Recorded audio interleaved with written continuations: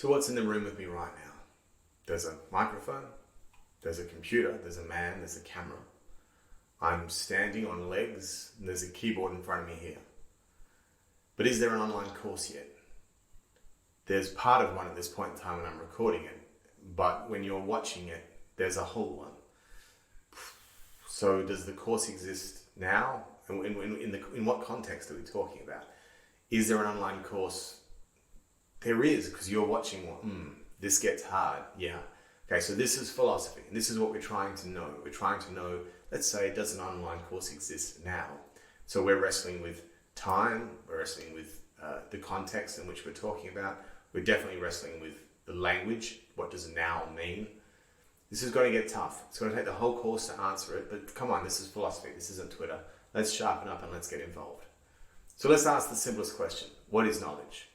Well, the first thing, there's many types of knowledge. We use that word a lot. I don't know if you've ever heard it, but in the English language, I think there's twice as many words in the English language as there is in the French language, and 4 times as much as there is in the Spanish language, or something like that. We English speakers, our language is very difficult. There's so many words, which is good because it allows us to enunciate a lot of truth. We can be very specific about the difference between one thing and another, but it also makes it very difficult to communicate. And so there's the sort of thing that's like procedural knowledge. I have know-how. I have the know-how to make a course. I have the know-how to drive heavy machinery, or I have the know-how to speak English. We're not talking about that sort of knowledge, like that you are familiar with the skill. Then there's something like personal knowledge, like, I know Barry. Barry loves a beer. Go and take Barry out for a beer. Or, yeah, I know Barbara. She's on holidays at the moment, so don't bother going around the house. She won't be home. I'm not talking about like I know a person, like I'm intimately acquainted with the essence of some person or something like that, that we can, like, I can predict their actions because I know them as well as I know myself. Then there's another sort of knowledge called factual knowledge. I know the grocery store has run out of tomatoes. That's the sort of knowledge we're talking about. It's called propositional knowledge. You can make a proposition. The grocery store down the road does not have any tomatoes. There you go. That might be a fact. It might be right. It might be wrong. But nevertheless, it's an attempt at factual knowledge, and we're trying to deal with that knowledge. So you've just been through the video on making propositions, so you should be familiar with propositions. Yes, propositional knowledge. We have to have something that we're making a statement about. That can be right or wrong, right? So knowledge isn't the same thing as truth. Some people mix that up. There's a lot of truth in this world. Inevitably, there's some truth as to what the dark side of Pluto looks like. I have no idea what the dark side, I don't know that. I don't even know if our scientists know that, do they? I don't know. Nevertheless, there must be a truth to that, but we don't know it. So there's lots and lots and lots of truths, and we know some of them. So knowledge and truth are different. Don't conflate the two. We've split propositions from statements. So not all statements seek to purport a truth. I like ice cream. That might be my own personal truth. I don't know what to do next. Is that the truth? Is that a statement? Whatever. Is that a statement? Is laughing? Not everything seeks to purport a truth. We've split facts from propositions. So make a proposition. It might be right. It might be wrong. The earth is pear-shaped. Clearly wrong. Still a proposition, just a wrong one. Except that facts must be true. So facts have to be true. A fact isn't a mere opinion. There is some sort of truth to facts.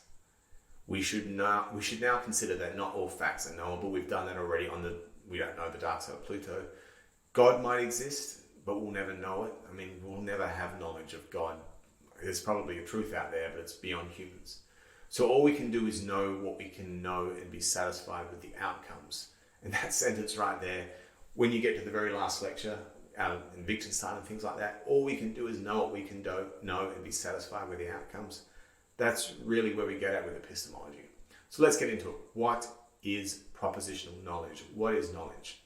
Now we've got a series of answers to this. And the first one gets called the justified true belief, or JTB. Let's go through beliefs. What is a belief? Like, a belief's actually quite simple. Have you ever considered what a belief is? A belief, firstly, is a mental state. Rocks don't have beliefs. Trees don't have beliefs. A belief exists in a mind. And what a mind is rather more difficult. That's metaphysics. Is a mind physical? Does it have substance? Can I add more substance to my mind and have a bigger mind or a better mind? Can I build my mind bigger physically with chemistry and biology? A mind is tough. I believe our scientists haven't unlocked the key to this yet. Now, my mind knows many things beyond purported facts. It knows desires. I like exercise. I do. And it knows intentions. Let's say I have an intention to exercise today. So is my intention a fact and is my desire a fact? My mind purports to know it. Is it true that I plan on exercising today? Do I have knowledge that I will exercise today? Is it a fact that I will exercise today? Well, it hasn't happened yet, so it can't be true, so it can't be a fact. But it might be a fact that I know I will exercise today. But the intention to exercise has kind of happened, so my intention might be a fact. Or is it happening from time to time? I might change my intention, mightn't I? Yeah. And these things are all very easily called beliefs. And everything that I've just said, we can call a belief easily. But it's then making the bold step out of belief into knowledge. And that requires two more things. The next thing that we're going to discuss is truth. Whatever my belief is has to be true.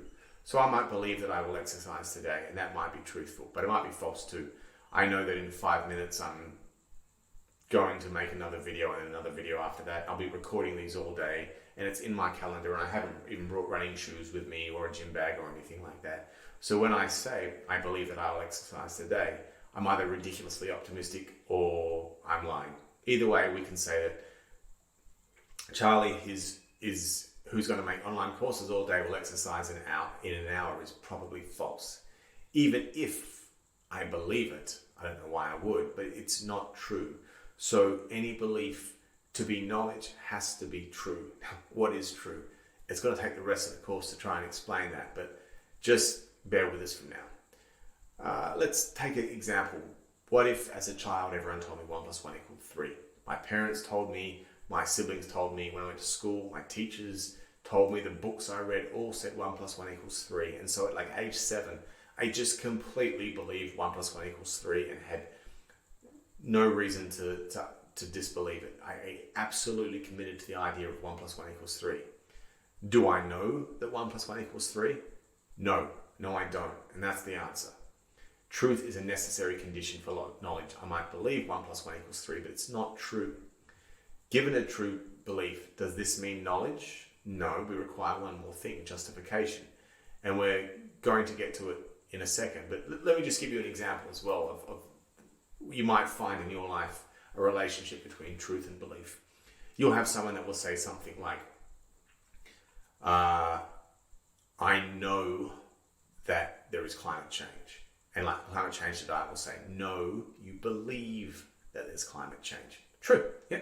That person believes, but if it's true, if the climate really is changing, then they also know it, so long as there's justification. People always try and denigrate an argument by reducing it from knowledge down to belief, but that it's a belief doesn't make it false. We can have beliefs that are indeed, all knowledge are beliefs to start with, but when you try and elevate a belief up to knowledge, yes, you do seem to make it more robust and more valuable in society. So justification, truth is hard as well, but justification is hard too. If I said I believe Japan will win the World Cup in 2034, and Japan did in fact win it in that year, is that knowledge? Most philosophers think, no, I had no justification for my prediction. I certainly believe that, and that's where we are. It's a guess. So what about if I read my horoscopes, and based on its readings, I believe that today I will find love in the unlikeliest of places? Is this knowledge? No, still horoscopes, and horoscopes are stupid, and they do not form rational justification to think something will happen. Here at last, we've arrived at a final piece of the initial puzzle. A true belief is not knowledge. We have to arrive at this belief in the right way. So what's the right way? Sound reasoning, solid empirical evidence, significant lived experience in the matter. Admittedly, things get complex here. If the odds on your football team winning are very, very, very good, is this justified beliefs? Like, if the last 100 times you went to a kebab joint to get a kebab, it was really good, are you justified to think the next one will be good too? What about 20 kebabs? What about if 5 of the last 20 were bad, but 15 were good? At what point in time do we consider that you've justified it, you've done the work to arrive at your conclusion that you have a true belief? It's shades of grey, man. There's no really good hard answer to this. But let's just for now conclude that knowledge is a justified true belief. All right, believe it or not, that's almost the end of the easy bit. And I know this stuff is dry, right? It gets a lot more interesting after this, but this lecture is going to be the tough one. Before we move on, let's touch on one more thing.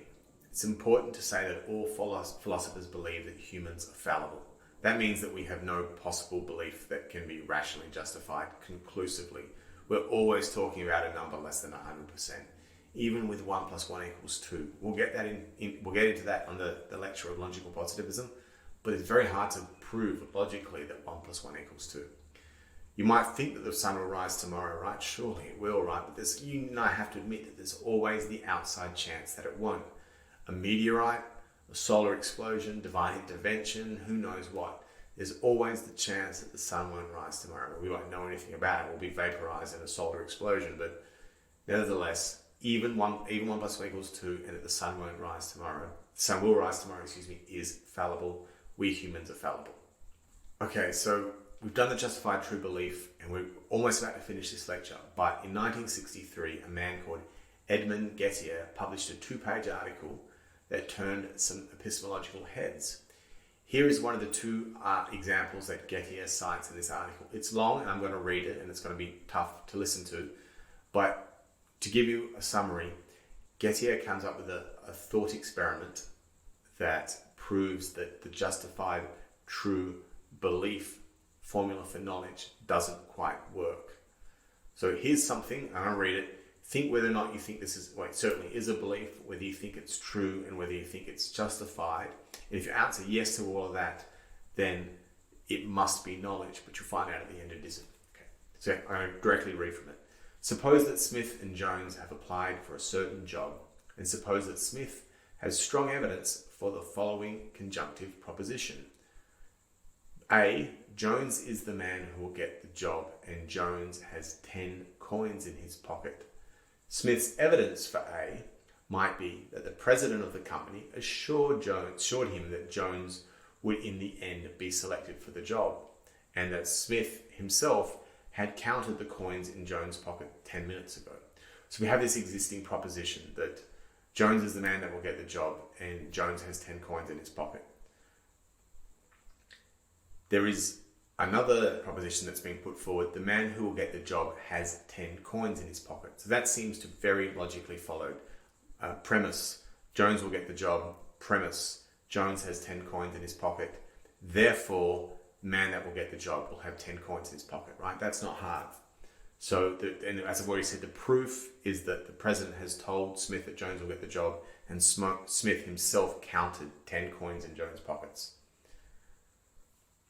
Smith is clearly justified in believing that B, the conclusion of our logic, is true.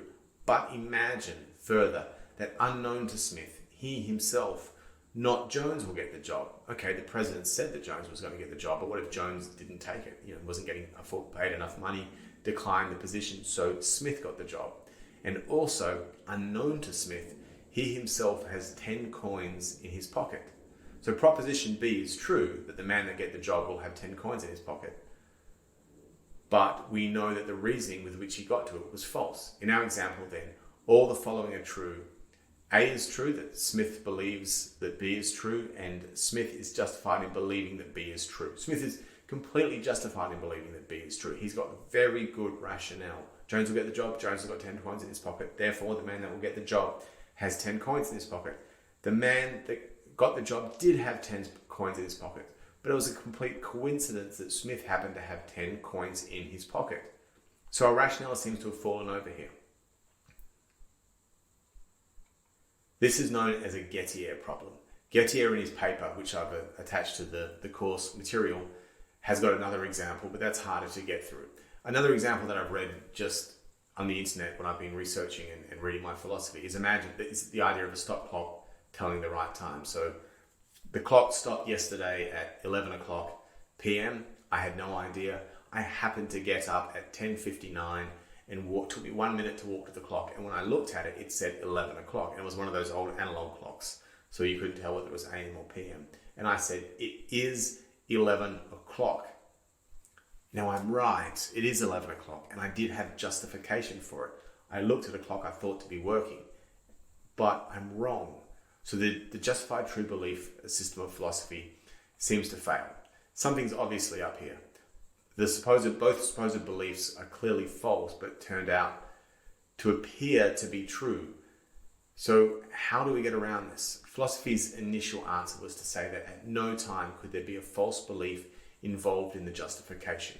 Obviously, Smith falsely believed that Jones would get the job, and I falsely believed that the clock was working. But that doesn't work either. Consider the following example.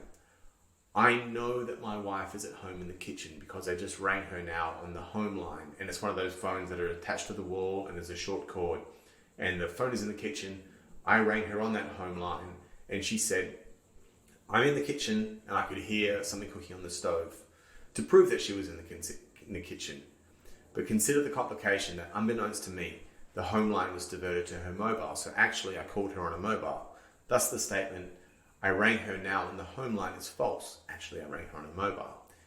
And thus, I have no true belief. But what rubbish. I just spoke to her in the kitchen. She said she was in the kitchen. I could hear something cooking on the stove. Clearly, it's true that she's in the kitchen. I have a belief that she's in the kitchen. And I'm justified because I listened to her say that she's in the kitchen and I could hear stuff cooking on the stove. Surely I have knowledge. But there's a false belief that I called her on the home line. Who cares? That's completely arbitrary. So philosophy abandoned the idea of the no false beliefs to be included in truth. So what now? The next attempt gets called the no defeatist reply.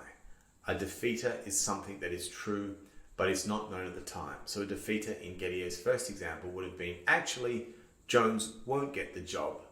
Or in the second example, actually, the clock doesn't work. Both pieces of truth would have led our subjects to be false in their assumed knowledge. Now, look, you probably guessed it. If you really want to go into it, there are problems with the no defeatist reply already. But that's enough for this lecture. When we're saying what is knowledge, we're saying it is a belief that is true and we are justified in believing. So it's not a guess or a superstition or privilege or a prejudice or tarot cards or anything like that. You have to justify your attempt at finding out the truth. In the next lecture, we're going to look at a way of justifying knowledge without this JTB rule, plus the no defeaters rule. We'll get to that in the next lecture. I understand this will be dry. Look, the next one will be a little bit dry, and the next one after that. But then we get into some really good discussions on philosophy. So just bear with me a little bit longer. All right, guys. I'll see you in the next lecture. Bye now.